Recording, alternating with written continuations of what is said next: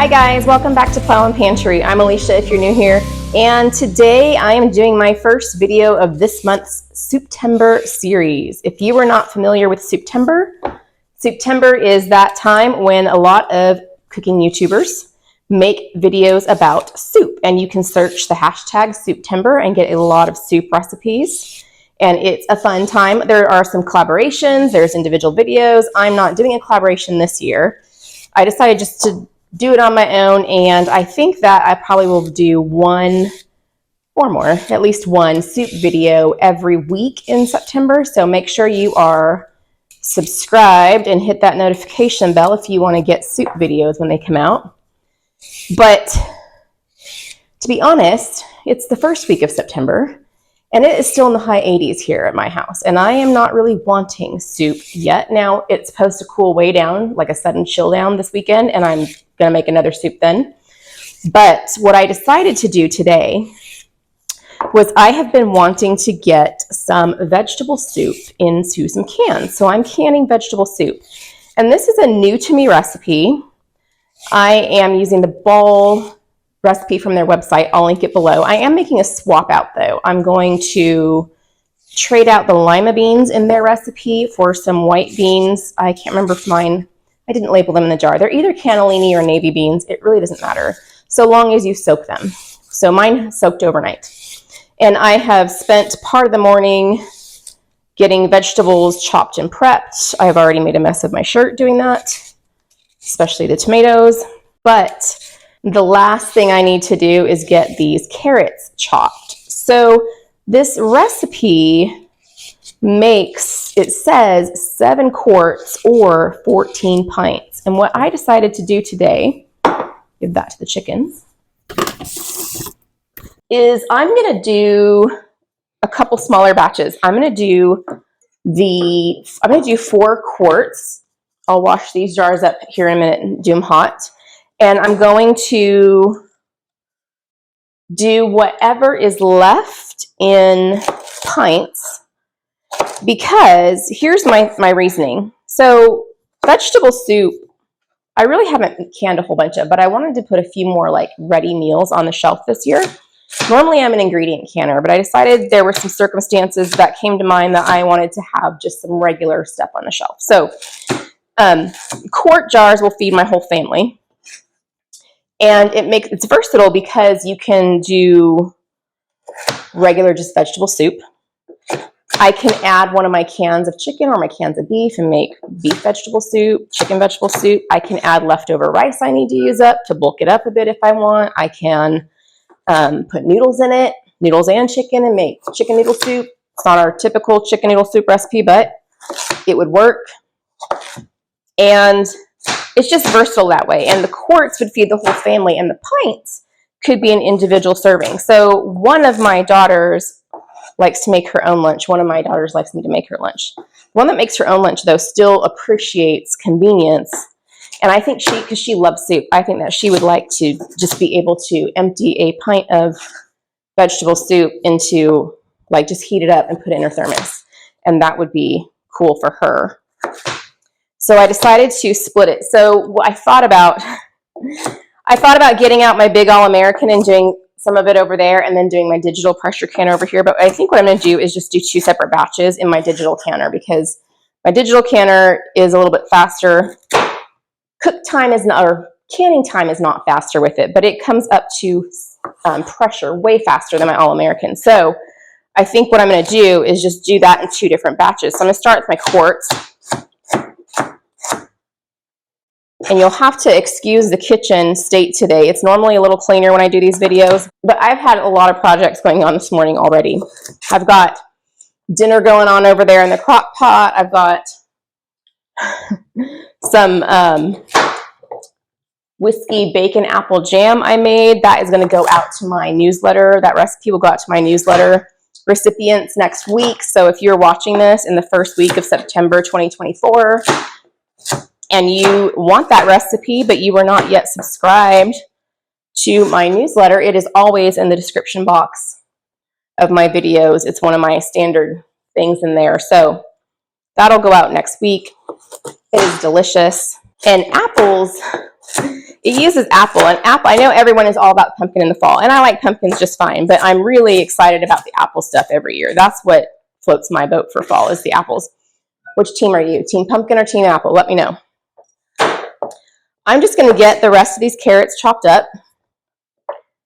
And then I believe we have to go over to, straight from here, over into the pot on the stove and heat this through. And I'll meet you over there. Okay, I am reading this up. It looks like all we have to do is put all of the ingredients in the stock pot with some salt and pepper, bring it to a boil, boil for 5 minutes, and it's ready for jars. So I can tell you this recipe as we go. It doesn't have any herbs in it, which I can always add when I use it up if I want. So 8 cups of peeled chopped tomatoes. These are from the garden.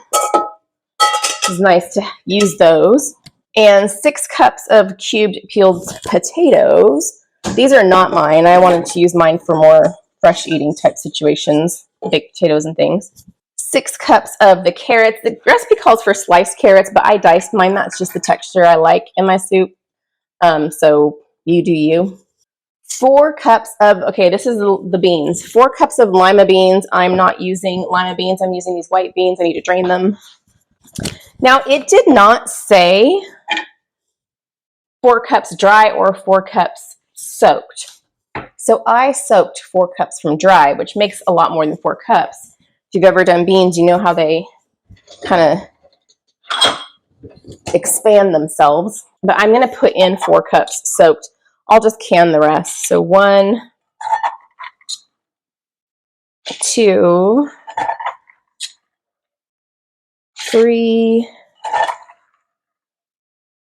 4. I think that is just more on proportion with the other ingredients. I can also cook and freeze those.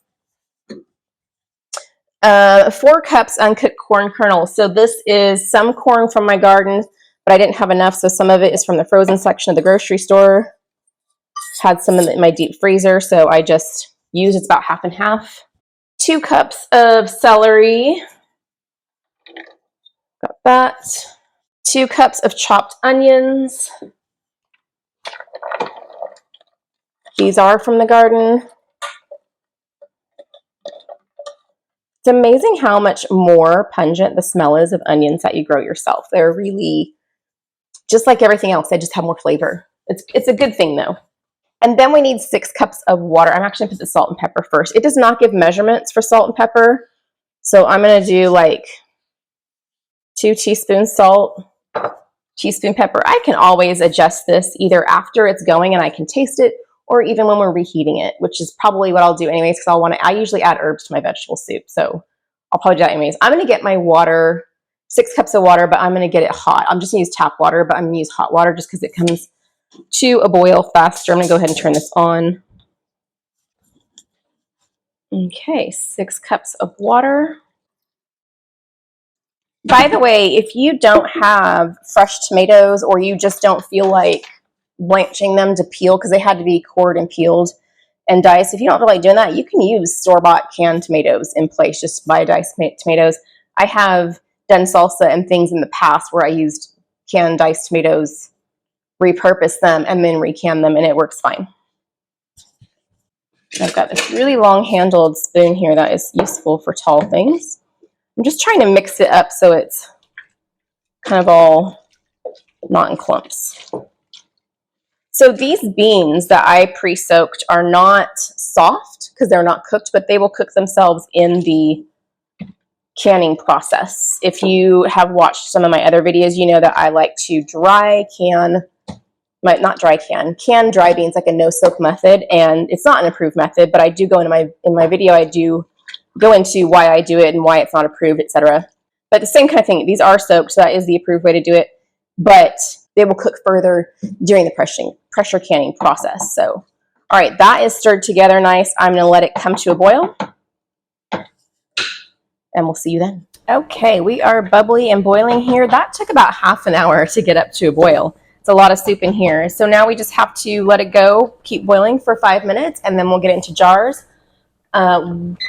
while it's doing that, I'm going to get my jars washed and in hot water so that they're nice and hot, because we're going to do hot jars because it's hot food, hot water in the canner, and I'll get my canner set up and ready too, and I'll see you back here in 5 minutes.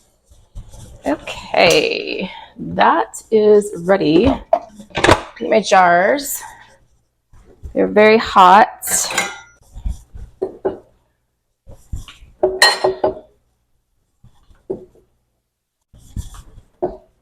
Okay, let's see here. Got my funnel. I like this canning ladle because it has the regular spout and 2 side ones, so it's often more comfortable for me to turn to the side, and that's nice. So these need a 1-inch head space. I'm going to try to get a consistent amount of liquid in chunks in each jar. Like I said, I'm going to do 4 quarts first, and then I will put the rest in pints.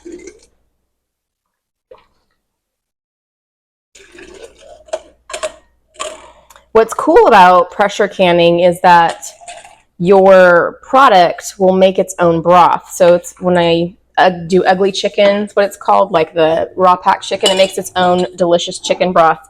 We just added water to this, but the liquid of the vegetables draws out while it's cooking, and then it'll do more so in the pressure canner and make a flavorful vegetable broth. So it's pretty cool, kind of like a 2-in-1 situation.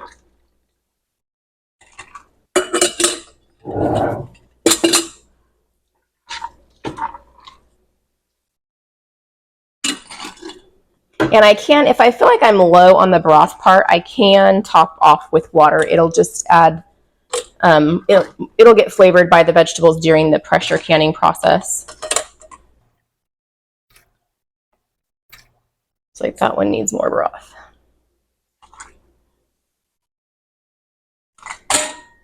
And that was too much. There we go. Okay, I am going to debubble these jars because this one's a little low. There's lots of little nooks and crannies in there with the vegetables for air pockets to hide. This just gives them a chance to escape. You don't want siphoning. You don't want your jars exploding in the canner, all that kind of stuff. This one, as I stirred it, I realized that it is high on broth and less on the chunks. Ooh, hot. So I'm going to actually take out a little bit of the broth and fill it back up with a couple chunks. Okay. All right, these are all at a 1-inch headspace, which is right here at the bottom of the bottom ring on most jars. Going to wipe my rims with vinegar, get them nice and clean so I can get a good seal and not have any bacteria that's hanging out there contaminate things. Okay. And these are new jars, so I'm just using the ball lids that came with them.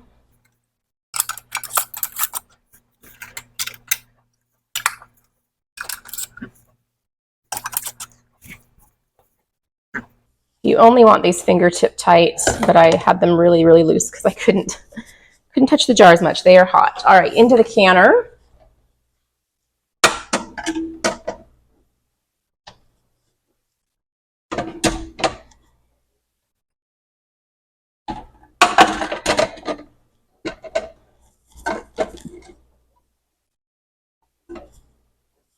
I did learn a little trick with this canner. I'm not sure if it's important, but I have noticed a difference since I started doing it.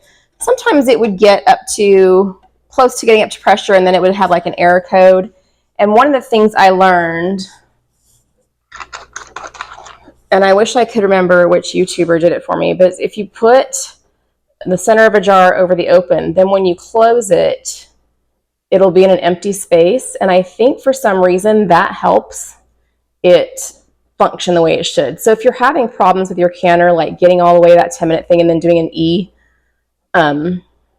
try that. Happens sometimes. Get the water in here.